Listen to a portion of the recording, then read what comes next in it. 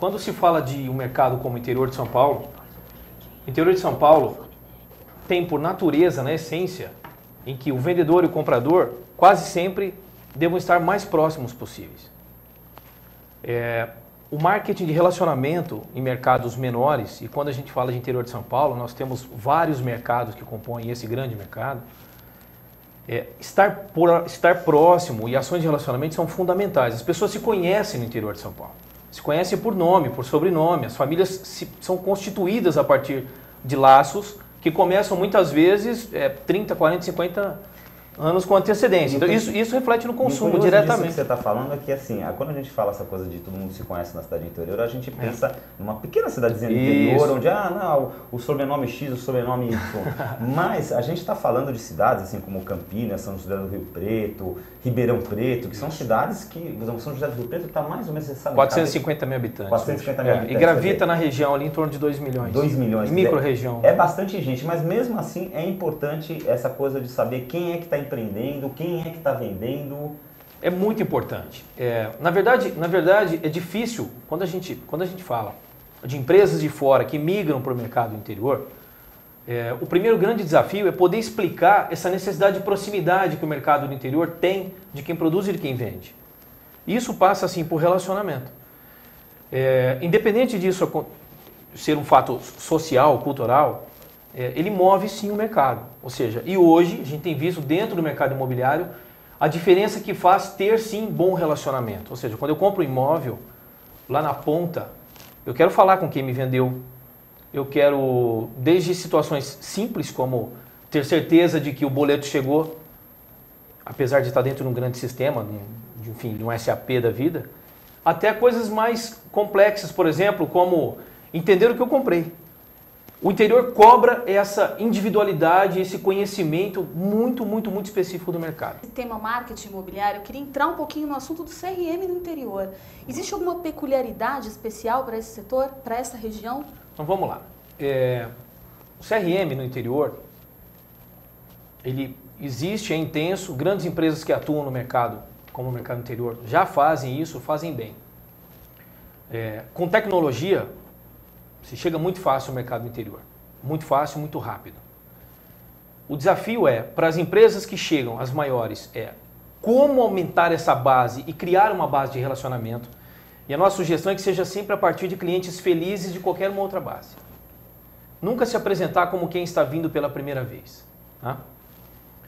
Daí a resposta à pergunta anterior. Assim, é necessário se associar para melhorar esse relacionamento e por conta disso criar boas ferramentas de CRM? Em alguns momentos sim, em outros momentos não. Para negócio dessa maneira. Agora, para cliente final, é fundamental a associação. O interior é muito quente. O interior de São Paulo, especificamente o mercado que nós podemos falar com muita propriedade, é um mercado que tem necessidade da proximidade. Vou te dar um exemplo.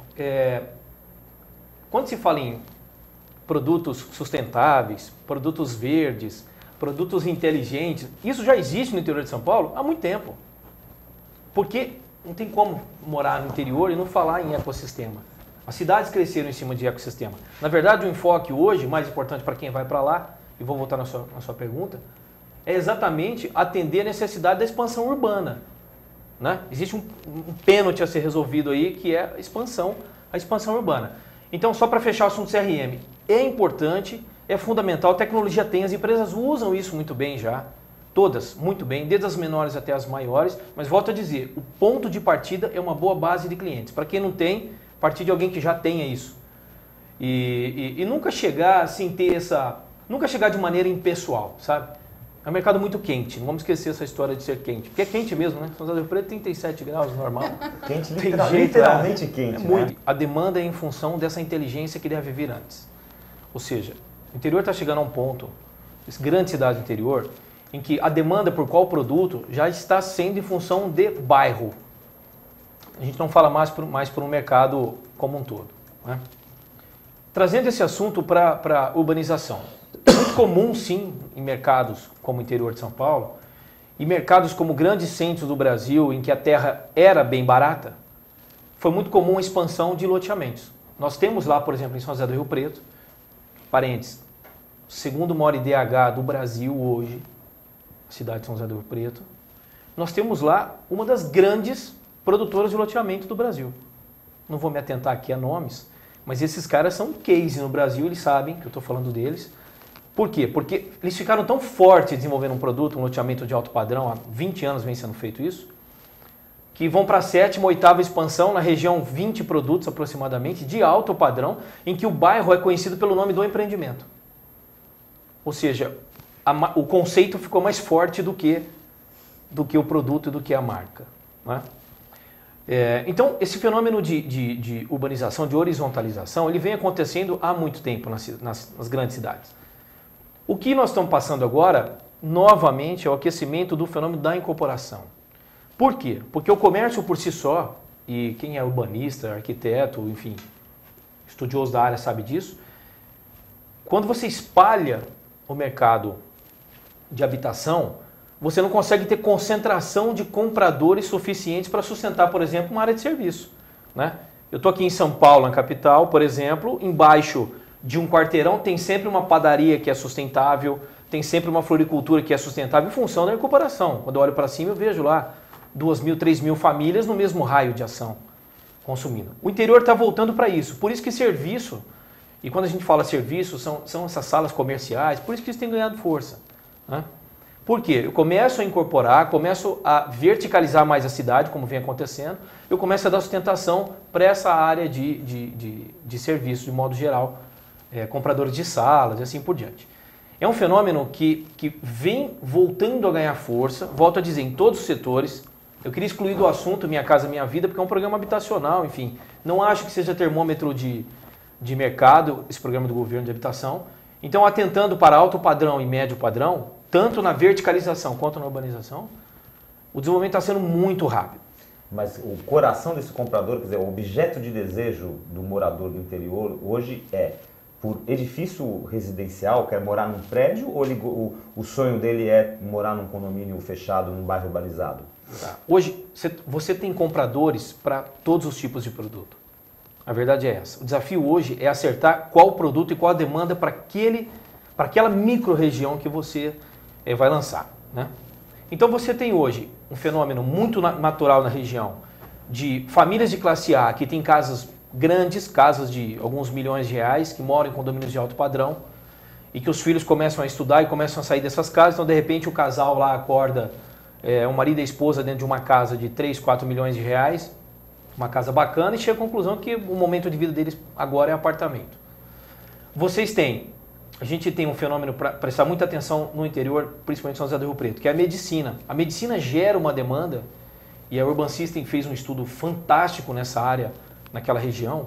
A medicina gera uma demanda de comprador e locatário em potencial altíssima para aquela região, altíssima. Compradores o quê? De um dormitório, apartamento 2 dormitórios, locatários de um dormitório, locatários de 2 dormitórios, de lofts. Que gera um mercado de investimento também?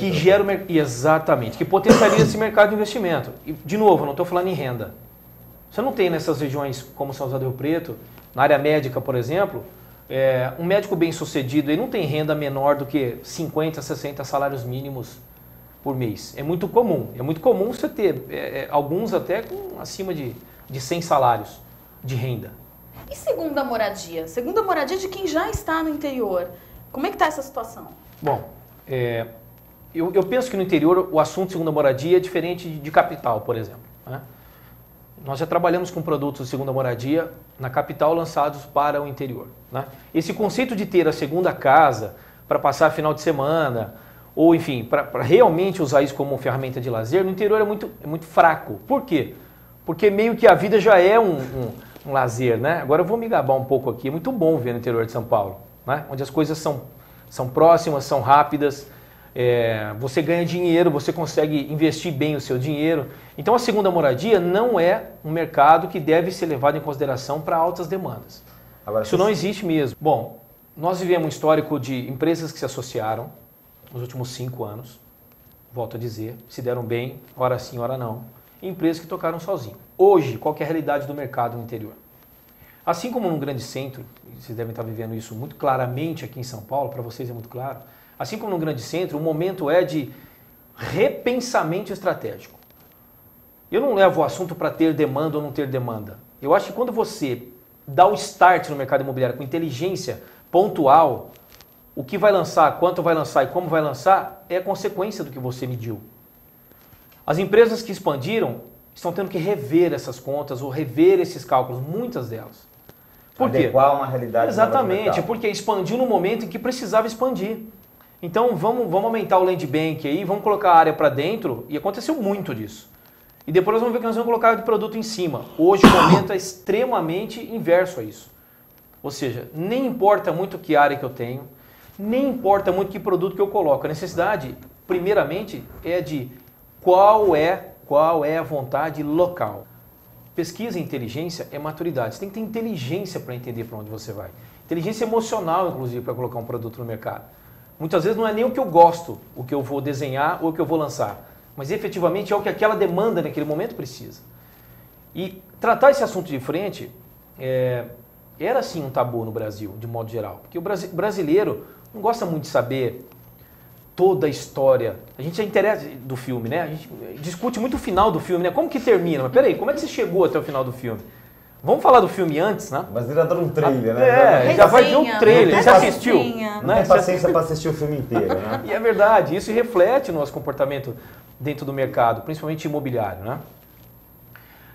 Agora, o interior tem comprado muita pesquisa, essa demanda tem aumentado absurdamente. O cliente que já perdeu dinheiro no interior sabe a importância de fazer essa medição e até um processo de maturidade também das pesquisas. Ou seja, eu defendo que a gente não necessariamente só tem que falar de demanda em pesquisa.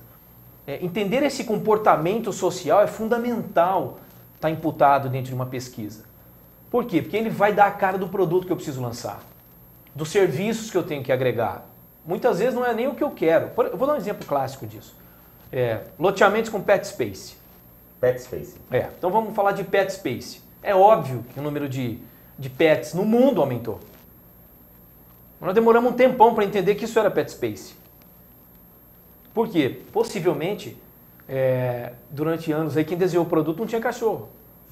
Tem que ter um cachorro para entender a necessidade de um pet space. E quem não tem cachorro sabe que morar num loteamento de altíssimo padrão, onde as pessoas têm cachorro e esses cachorros não têm onde frequentar, suja a frente da sua casa, suja seu carro leva sujeira para a garagem, enfim. É um comportamento social. Isso não vai aparecer numa pesquisa métrica por si só.